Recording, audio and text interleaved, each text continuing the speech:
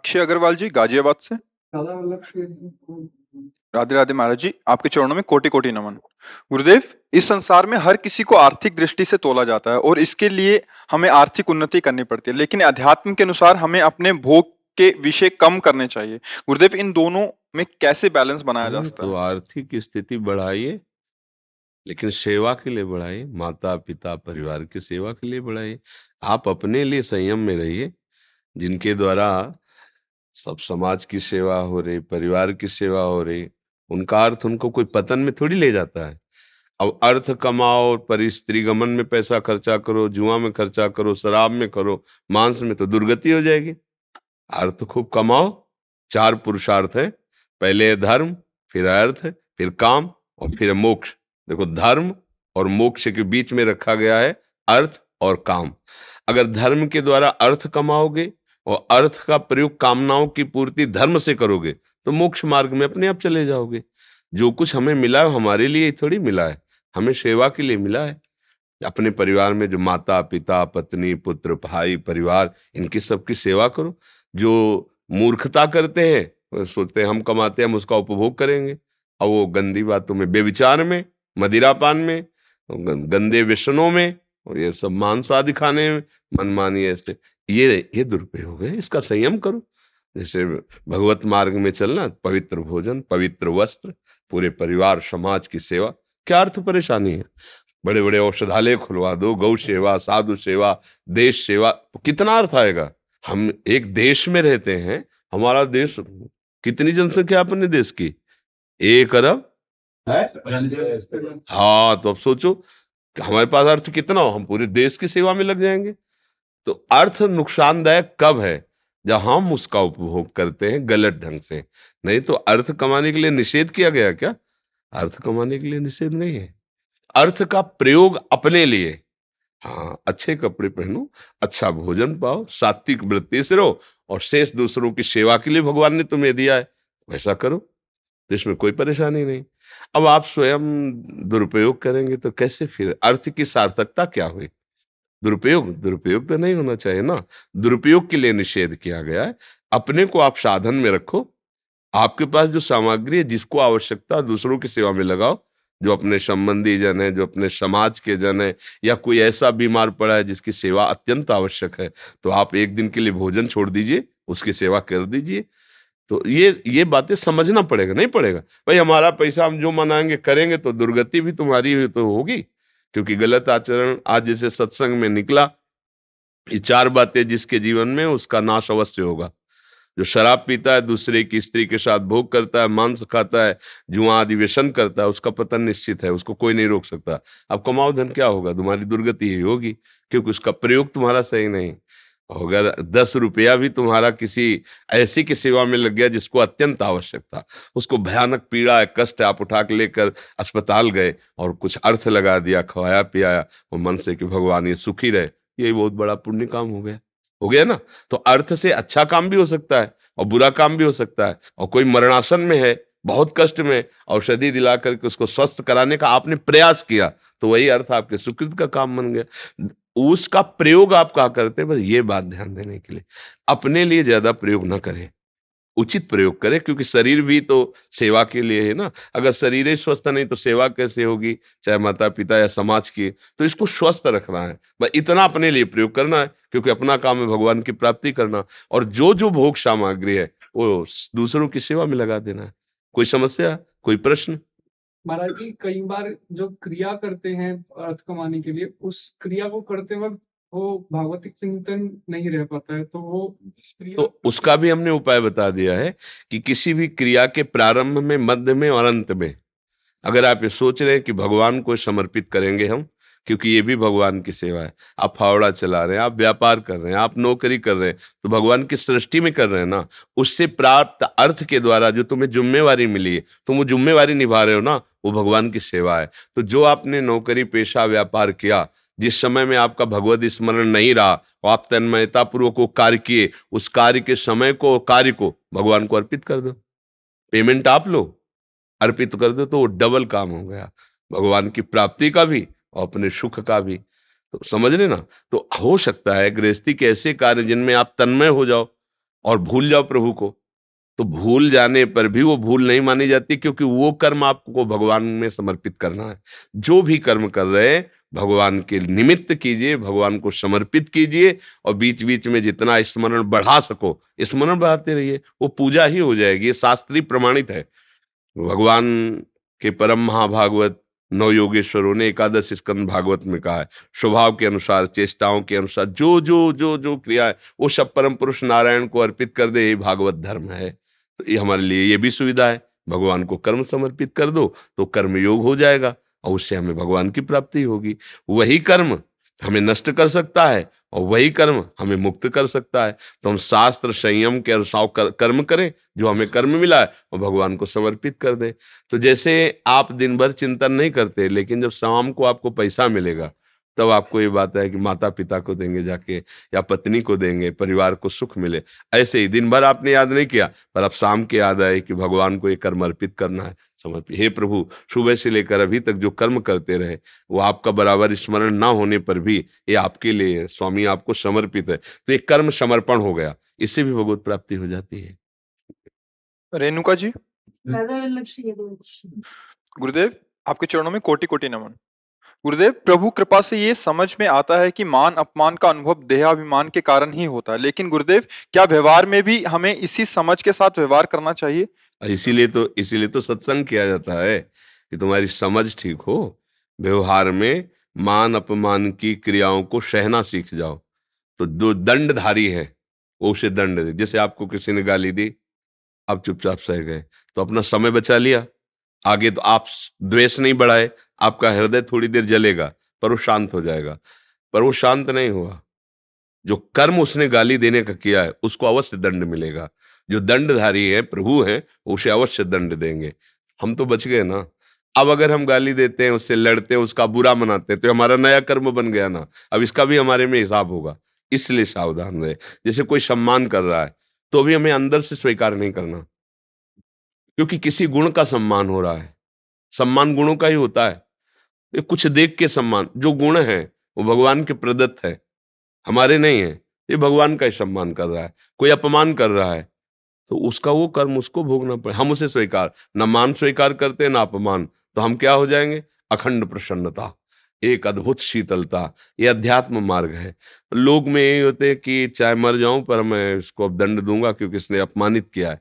पर अध्यात्मिक मार्ग का पथिक, अपने कर्म जाए अपकारी, उमा क्षमा श्राप होते भारी, खुद भोगेगा। राधा राधा राधा, चलो काय को अर्जोगे। भक्त का स्वभाव मृदु और शरद। अगर आप मृदु सरस हो, सह गए हो, तो ये मत समझो कि उसको दंड नहीं मिलेगा। उमा क्षमा साप होते भारी, उसको भयानक दंड देगा, ईश्वर दंड देगा, क्योंकि हर समय सबके कर्मों को देख रहा है। तो हम ऐसा भी ना मनाएं कि उसको दंड मिले। भगवान उसकी बुद्धि को शुद्ध करे, दंड काहे को दे? बुद्धि शुद्ध हो जाएगी तो अच्छा आदमी हो जाएगा वो। तो परमार्थ और संसारिक आदमी में अंतर तो होता ही है ना, उसके स्वभाव में, उसके आचरण में, उसकी बोली भाषा में। तो हमें लगता है कि अपने लोगों को सहनशीलता के मार्ग में चलना चाहिए। कोई अपमानित करे या सम्मानित करे, उसका स्वभाव है, हमारा स्वभाव है सहना। अगर सहते रहोगे तो उसका हिसाब भगवान जाने। अब अपने झगड़ा में लगोगे तो अपना भी परमार्थ बिगड़ जाएगा, अंदर ही अंदर जलेंगे, हमने क्या बिगाड़ा था, इसने क्यों गाली दी, ऐसा। फिर बाद में आपको भगवान के प्रति भी आ जाएगा कि भगवान भी नहीं देख रहे हैं, हम तो सुबह सुबह नाम जप करते जा रहे हैं, शराबी को भेज दिया, वो हमसे लड़ रहा है, झगड़ रहा है, मारपीट हो रही, फिर भगवान के प्रति भी नहीं नहीं। हमको तो यही विचार करने हैं कि हमें अपने को बचाना है और दूसरे को भी बचाना है। सामने वाला पागल है, हमें अपने को बचाना है। बिल्कुल ये सामने वाला हमें बचा देगा ऐसा नहीं सोचना।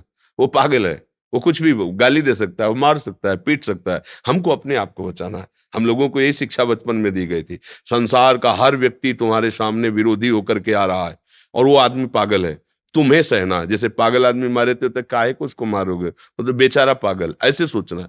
क्योंकि कोई विषय में पागल, कोई अभिमान में पागल है, कोई धन में पागल है, सब पागल है। बुद्धिमान तो वही है जो भगवान के चिंतन में लगा हुआ है। अन्यथा माया सबको बावरा ही बनाए हुई है। पागल नहीं, एक आदमी दूसरे को मार रहा है, एक आदमी व्यभिचार कर रहा है, एक आदमी हिंसा, ये क्या है? पागलपन ही तो है। अरे भाई, ये संसार सबके जीने के लिए भगवान ने रचा है, तुम मारते काहे को हो किसी को? पर वो पागलपन है ना कि हम ही बलवान है, हम ही श्रेष्ठ है। पतंग आकाश में उड़ रही, बहुत बड़ा आकाश उड़ाओ, काटने की जरूरत क्या है दूसरे की?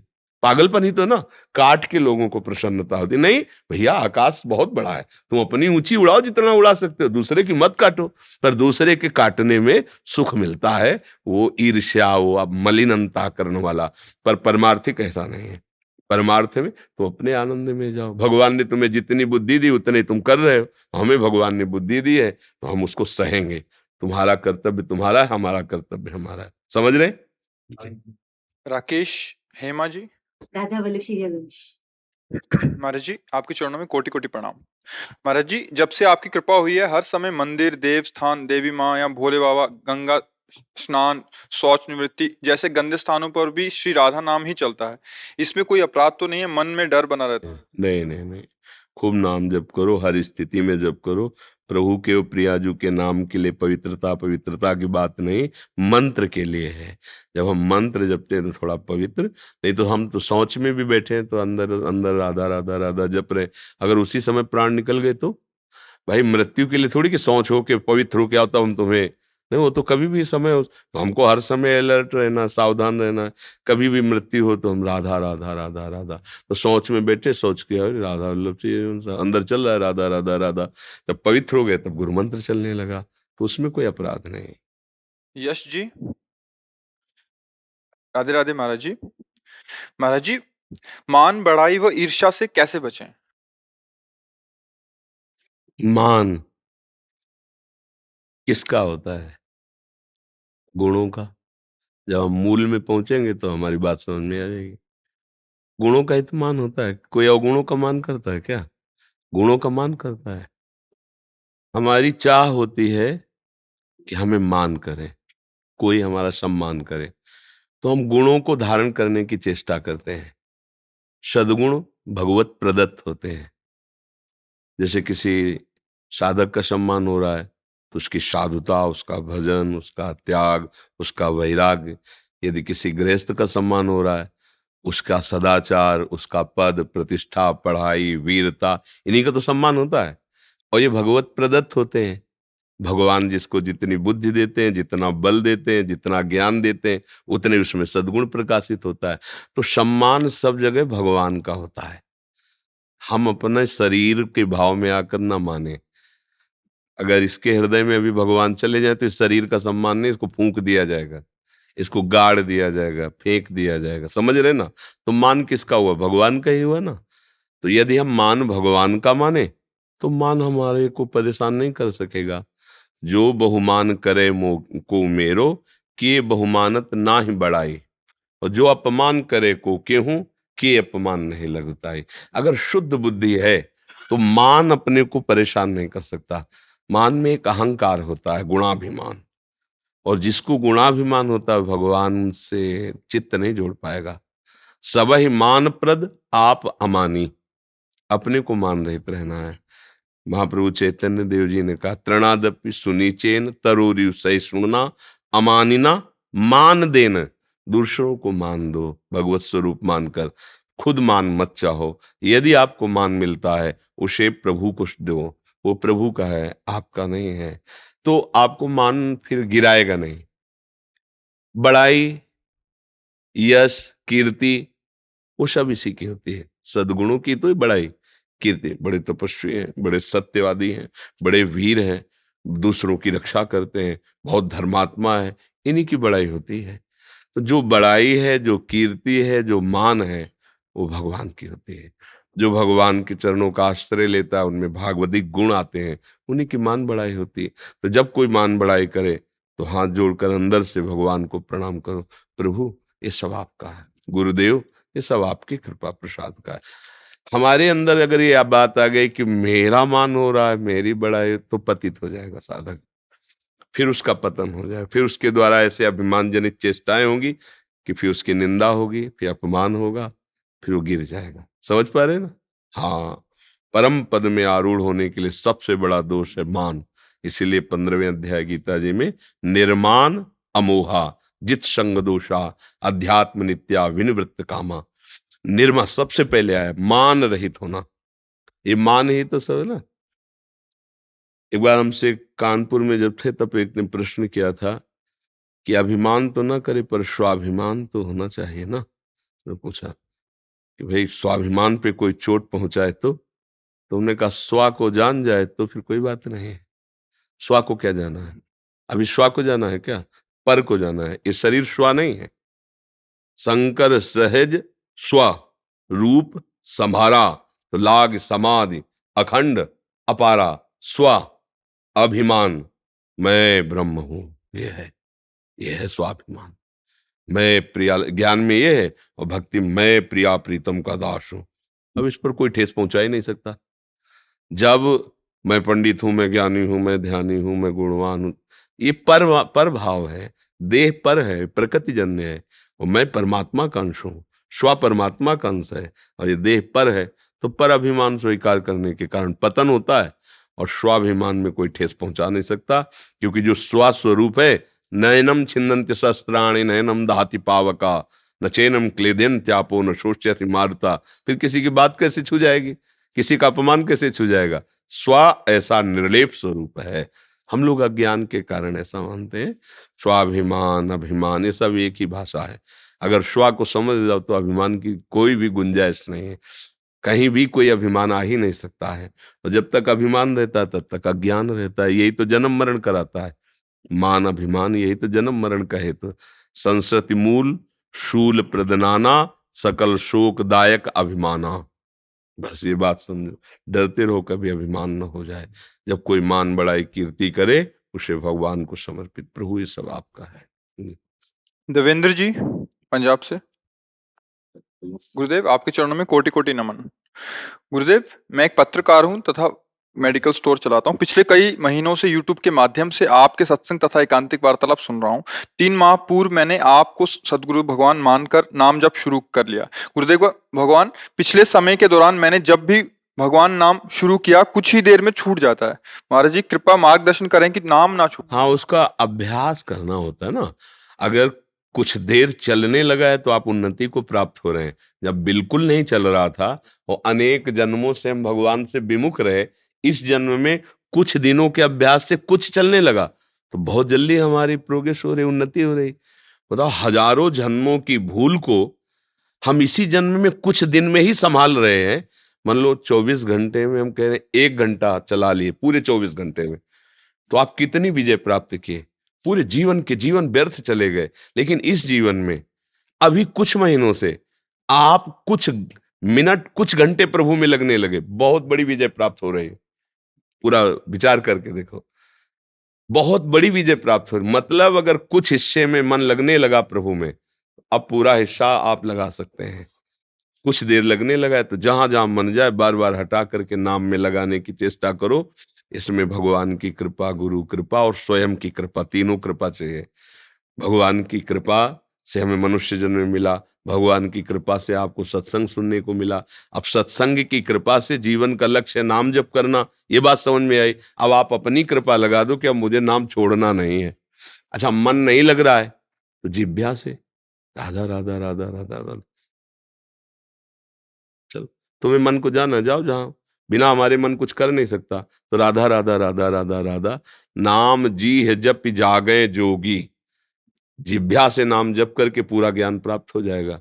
गोस्वामी तुलसीदास जी कह रहे, राम नाम मणिदीप धर जी है देहरी द्वार, तुलसी भीतर और बाहरो जो चाह सुझिया।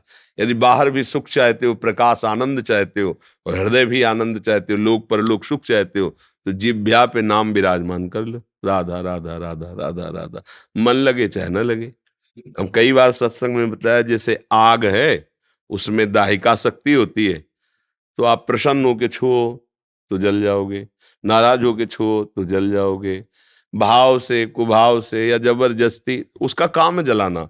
ऐसे ही नाम है, नाम में तारण शक्ति विराजमान है, पाप नाशक शक्ति विराजमान है, अद्भुत सुख प्रदान करने की शक्ति विराजमान है, नामी भगवान को अधीन करने की शक्ति विराजमान है नाम में। तो भाव कुभाव अनख आलसहु, नाम जपत मंगल दिशि दसहु। बार बार अभ्यास कीजिए, नाम जप आने लगेगा। फिर पहले अभ्यास करना होता है, फिर आने लगता है। जैसे अभ्यास जन जो है ना, अब जैसे बात कर रहे हैं तो दिमाग में छाया हुआ हो, बात बंद हुई तो चलने लगा। बात आपसे कर रहे हैं तो दिमाग में छाया हुआ है, जैसे अभी आपको बहुत जरूरी काम हो, कोई इतना जरूरी कि अब जाना ही है, हम आपसे बात करें तो आपके दिमाग में वो बात छाई रहेगी ना, मुझे जाना है, मुझे जाना है, मुझे। आप बैठे हो, सुन रहे हो, हाँ हाँ भी करो, लेकिन अंदर से आप विकल हो, मुझे जाना है। ऐसे भजन होता है कि आपसे बात कर रहे हैं पर वो पूर्वाभ्यास वर्षों का, जहां बंद हुआ, जहां फिर तो बात कर रहे हैं पर भजन हो रहा है। कैसे हो रहा है? वो छाया हुआ है, जैसे अभी बताया ना, वो अंतर में छाया हुआ है।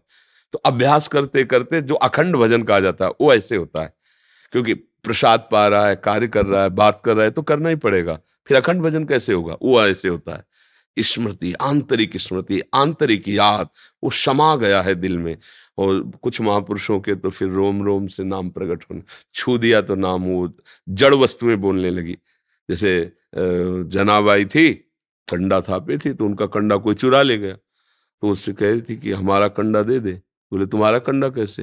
बोले कान में लगा के देख, कंडा से निकलता होगा, विट्ठल विट्ठल विट्ठल। महाराष्ट्र की बात है, इतना नाम जपती हैं, देखो कि कंडे में वो संस्कार हो गए, वो नाम। तुकाराम जी महाराज जहां चरण रख देते, वो भूमि से कान लगा के सुनो तो निकलता था विट्ठल विट्ठल विट्ठल विट्ठल विट्ठल। बड़े बड़े महापुरुषों ने ऐसा भजन करके दिखा दिया, रोम रोम, नस नस, हड्डी हड्डी में नाम स्फुरित हो गया। तो हमारी जबान में तो आ जाए है ना।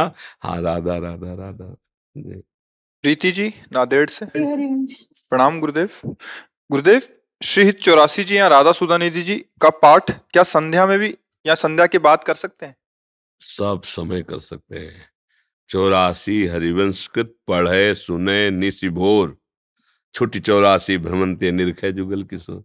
रात दिन जब तुम्हें समय मिले खूब। हाँ, ये रात दिन सूर्य के विभाग से है, भजन के लिए थोड़ी रात दिन है।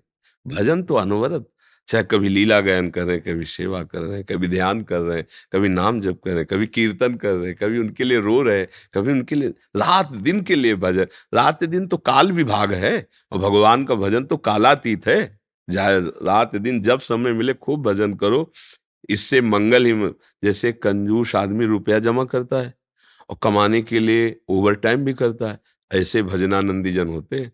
दूसरे से पिट जाएंगे, अपने भजन का प्रयोग नहीं करेंगे, भजन को बचा के रखेंगे। अगर इसका कुछ अमंगल किया तो मेरा भजन खर्चा हो जाएगा।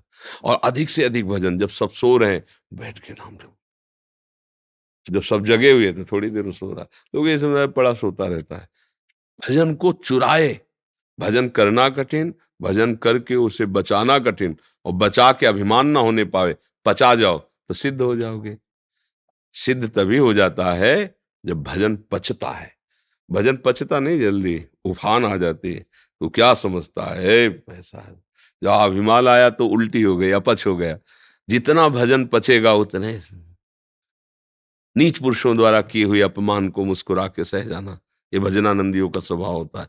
सम्मानम कल्याति घोर गर्लम, नीचा अपमानम शुधा।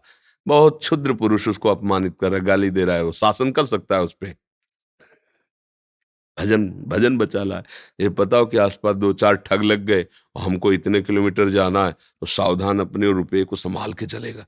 ऐसे में भगवान के पास जाना है। काम क्रोध लोभ मोह मद मत्सर, ये सब ठग हैं, ये हमारे भजन को छीनना चाहते हैं।